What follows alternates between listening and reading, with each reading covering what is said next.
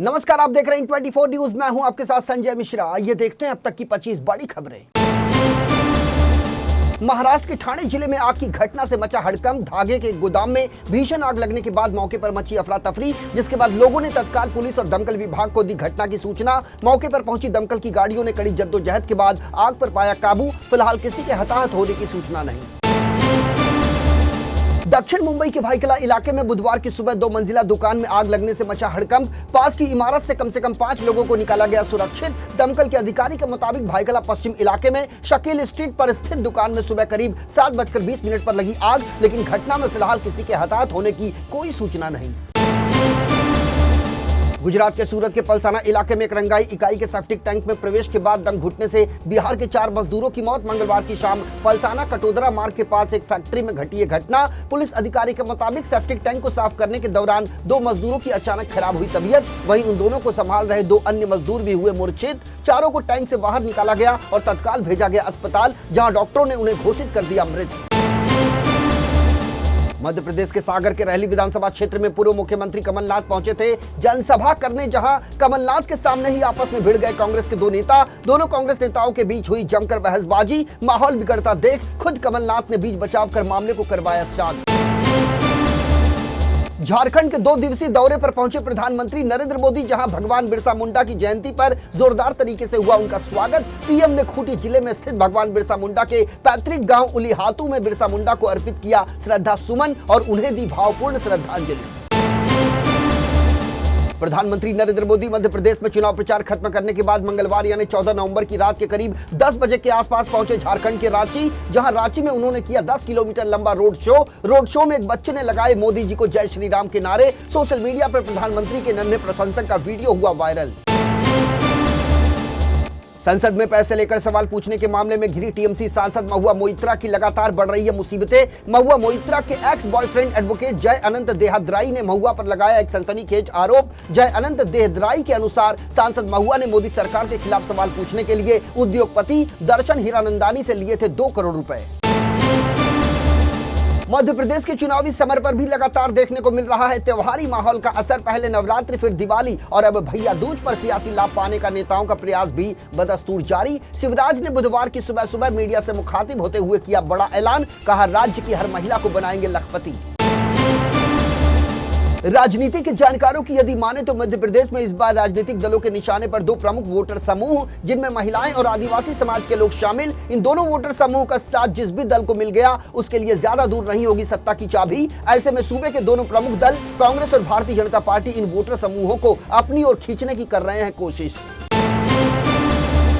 त्योहार में रेल यात्रियों की सुविधा के लिए रेलवे ने बिहार जाने वाली 3 ट्रेनों के स्टॉपेज में की अस्थायी तौर पर बढ़ोतरी। इनमें से एक ट्रेन दिल्ली से कटिहार जाती है, जबकि 2 ट्रेनें चलती हैं प्रयागराज, रामबाग और मुजफ्फरपुर के बीच। उत्तर रेलवे के मुताबिक इस फैसले से बड़ी संख्या में पैसेंजर्स को त्योहार में अपने घर पहुंचने में मिलेगी मदद। गृह मामलों की संसदीय स्थायी समिति ने 3 आपराधिक विधेयकों पर सरकार को दिए कई सुझाव, जिसमें आईपीसी की धारा 377 को वापस लाना मुख्य मकसद, जिसे 2018 में सुप्रीम कोर्ट ने आंशिक रूप से कर दिया था रद्द। अब व्यभिचार प्रावधान को बरकरार रखना इन सुझावों में शामिल। दरअसल ब्रिटिश काल के कानूनों को बदलने के लिए 3 विधेयक मानसून सत्र के दौरान संसद में किए गए थे पेश। फिर तीनों विधेयकों को संसद की चयन समिति के पास भेज दिया गया, जिसे 3 महीने के भीतर यानी नवंबर 2023 तक अपनी रिपोर्ट सौंपने को कहा गया। विधेयकों को पेश करते हुए केंद्रीय गृह मंत्री अमित शाह ने कहा था कि वे बदल देंगे भारत की आपराधिक न्याय प्रणाली। इजराइल हमास के बीच चल रहे भीषण युद्ध पर जवाहरलाल नेहरू विश्वविद्यालय की पूर्व छात्र नेता शैला राशिद ने दिया बड़ा बयान। कहा, कश्मीर नहीं है गाजा, क्योंकि कश्मीर सिर्फ उग्रवाद और घुसपैठ के आगे पीछे विरोध प्रदर्शन करने और छुटपुट घटनाओं का था गवाह। लेकिन आज बदल चुकी है स्थिति। प्रधानमंत्री नरेंद्र मोदी और गृह मंत्री अमित शाह को जाता है इसका पूरा श्रेय। पिछले साल नवंबर महीने में ओपन एआई ने चैट जीपीटी को लॉन्च कर बाजार में मचा दी थी सनसनी। इस चैटबॉज ने महज कुछ ही दिनों में हासिल कर लिया था 1 मिलियन का ट्रैफिक। चैट जीपीटी की ग्रोथ को देखते हुए दूसरी बड़ी टेक कंपनियों ने भी शुरू किया अपने एआई टूल पर काम।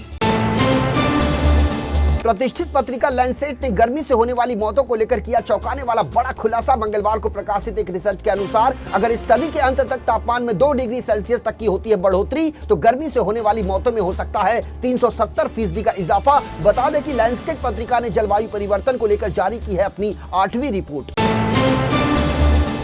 सहारा समूह के मुखिया सुब्रत राय का निधन। मंगलवार 14 नवंबर को उन्हें पड़ा था दिल का दौरा। कंपनी के बयान के मुताबिक 75 वर्षीय सुब्रत राय की तबीयत बिगड़ने के बाद रविवार को उन्हें मुंबई के कोकिलाबेन धीरूभाई अंबानी अस्पताल में किया गया था भर्ती। उच्च रक्तचाप, मधुमेह समेत विभिन्न बीमारियों से लंबे समय से जूझ रहे सुब्रत राय की दिल का दौरा पड़ने से रात 10:30 बजे हुई मौत। सहारा प्रमुख सुब्रत राय के निधन के बाद सहारा में रुपए लगाने वाले निवेशकों के बीच उठ खड़ा हुआ बड़ा और अहम सवाल कि अब उनके पैसों का क्या होगा जो उन्होंने सहारा इंडिया में किया था निवेश। क्या वो निवेशकों के पैसे मिलेंगे या फिर डूब जाएंगे? इस पर कंपनी या फिर सहारा परिवार की ओर से फिलहाल इस बाबत कोई जानकारी नहीं आई अब तक सामने, लेकिन इस बाबत कंपनी की ओर से अब थोड़ी लेट लतीफी किए जाने की आशंका हुई तेज।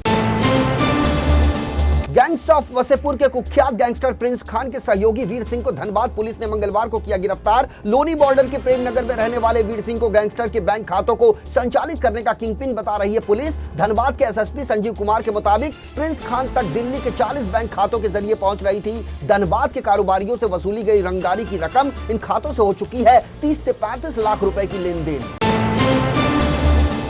बिहार में बदमाशों के हौसले तो पहले से हैं बुलंद, अब आतंकी संगठन भी पसारने लगा है अपने पैर। उत्तर प्रदेश में बड़ी वारदात को अंजाम देने के लिए की जा रही थी पाकिस्तान से टेरर फंडिंग। गौरतलब है कि टेरर फंडिंग उत्तर प्रदेश में नहीं बल्कि बिहार के पश्चिमी चंपारण जिले में की जा रही थी। उत्तर प्रदेश एटीएस का बड़ा खुलासा।